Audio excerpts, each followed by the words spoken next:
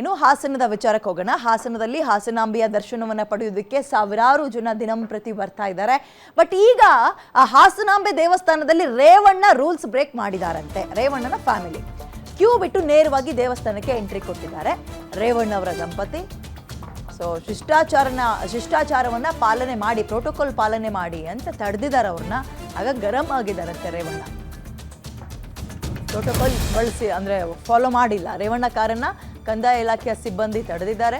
ಆಗ ರೇವಣ್ಣ ಗರಂ ಆಗಿದ್ದಾರೆ. ಆಗದೆ ಇರ್ತಾರ ಅಧಿಕಾರಿಗಳ ವಿರುದ್ಧ HD ರೇವಣ್ಣ ಗರಂ ಆದ್ರಂತೆ. 1000 ರೂಪಾಯಿ ಟಿಕೆಟ್ ಪಡೆದ್ರೂ ಕೂಡ ಕ್ಯೂನಲ್ಲಿ ನಿಂತ್ಕೋಬೇಕು. ಬಟ್ ಅವರು ಅದನ್ನು ಮಾಡಿಲ್ಲ. ಕಾರ್ ಪಾರ್ಕ್ ಮಾಡ್ತಾ ಇದ್ದಂತೆ ಒಳಗೆ ಹೋಗಕ್ಕೆ ಹೋಗಿದ್ದಾರೆ. ಮುಖ್ಯ ದ್ವಾರದಲ್ಲಿ ಒಳ ಬಿಟ್ಟು ಉಳಿದಂತಹ ಸಿಬ್ಬಂದಿ ಪೇಚಿಗೆ ಸಿಕ್ಕಾಕೊಂಡಿದ್ದಾರೆ. ಸಂಸದರ ಕಾರ್ ಒಳಗೆ ಬಂದಿಲ್ವಾ, ಅವ್ರಿಗೊಂದು ನ್ಯಾಯ ನನಗೊಂದು ನ್ಯಾಯನಾ ಅಂತ ರೇವಣ್ಣ ದಂಪತಿ ಗರಂ ಆಗಿದ್ದಾರೆ. ಹಾಸನಾಂಬೆ ದೇವಸ್ಥಾನದಲ್ಲಿ ರೇವಣ್ಣ ಅವರು ರೂಲ್ಸ್ ಬ್ರೇಕ್ ಮಾಡಿದ್ದಾರೆ. ಆ್ಯಂಡ್ ಇದೇನು ಹೊಸ ವಿಚಾರ ಅಲ್ಲ, ಆಶ್ಚರ್ಯ ಪಡುವಂತಹ ಸುದ್ದಿಯೂ ಅಲ್ಲ. ಪ್ರತಿ ವರ್ಷವೂ ಕೂಡ ಅವ್ರು ಮಾಡೋದು ಅದನ್ನೇ ಈ ವರ್ಷವೂ ಹಾಗೆ ಮಾಡಿದ್ದಾರೆ.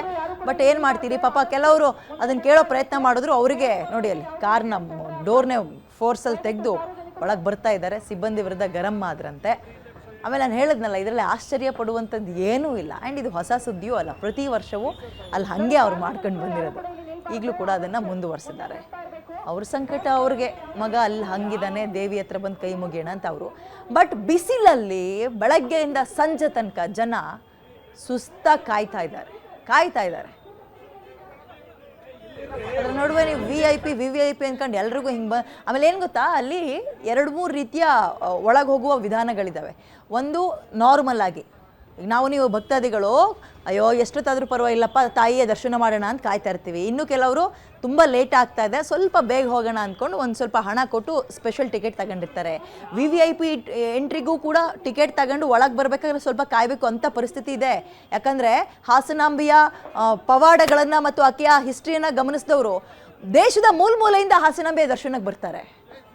ಕಳೆದ ಬಾರಿ ಅಥವಾ ಅದರ ಹಿಂದಿನ ಬಾರಿ ಸ್ವಲ್ಪ ಅವಘಡವೂ ಕೂಡ ಆಗಿತ್ತು. ಬ್ಯಾರಿಕೇಡ್ನೆಲ್ಲ ತಳ್ಳಾಡಿದ್ರು. ಅಂದರೆ ಆ ಪ್ರಮಾಣದಲ್ಲಿ ಜನ ಸೇರ್ತಾರೆ.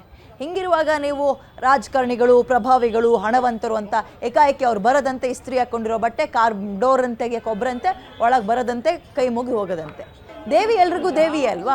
ರಾಜಕಾರಣಿಗಳಿಗೆ ಸ್ಪೆಷಲ್ ಆಗಿ ಏನು ಆಶೀರ್ವಾದ ಮಾಡಲ್ಲ ಅಲ್ವಾ ಆಕೆಯೂ ಕೂಡ ಇದು ಯಾವುದನ್ನು ಕೂಡ ಎಂಟರ್ಟೈನ್ ಮಾಡಲ್ಲ. ಬಟ್ ಏನು ಮಾಡ್ತೀರಿ, ಹಣವಂತರು, ಪ್ರಭಾವಿಗಳು ಇಲ್ಲಿ ತನಕ ಮಾಡ್ಕೊಂಡು ಬಂದಿರುವಂಥದ್ದನ್ನೇ ಈಗಲೂ ಮುಂದುವರಿಸ್ತಾ ಇದ್ದಾರೆ. ನಾನು ಆರಂಭದಲ್ಲಿ ಹೇಳಿದ್ನಲ್ಲ, ಇದರಲ್ಲಿ ಅಯ್ಯೋ ಹಿಂಗ ಅಂತ ಆಶ್ಚರ್ಯ ಪಡೋ ಸುದ್ದಿ ಏನೂ ಇಲ್ಲ. ಇಲ್ಲಿ ತನಕ ಅಲ್ಲಿ ಹಾಗೆ ಆಗ್ತಾ ಇರೋದು.